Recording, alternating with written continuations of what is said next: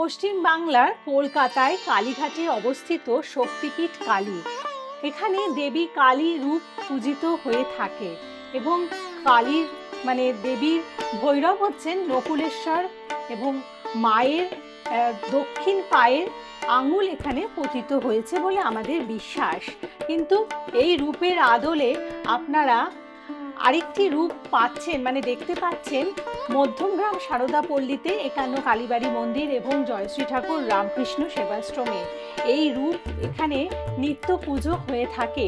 তাছাড়াও কিন্তু এখানে মায়ের পুজোর দ্বারা প্রস্তুত করা হয় বিশেষ দৈব প্রতিকার, যেই দৈব প্রতিকারগুলো আপনাদের হাতে বিভিন্ন গ্রহদোষ খণ্ডনের জন্য সম্পূর্ণ বিনামূল্যে তুলে দেওয়া হয়ে থাকে প্রতি বৃহস্পতিবার এবং শনিবার করে সকাল 10টা থেকে 2টোর মধ্যে।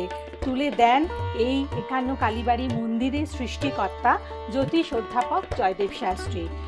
একান্ন কালীবাড়ি মন্দির এবং জয়শ্রী ঠাকুর রামকৃষ্ণ সেবাশ্রমের মায়ের একান্ন রূপ দর্শন করতে হলে আপনাকে পৌঁছে যেতে হবে সপ্তাহের যে কোনো দিনে সকাল 10টা থেকে দুপুর 2টোর মধ্যে বা বিকেল 5টা থেকে 8টার মধ্যে।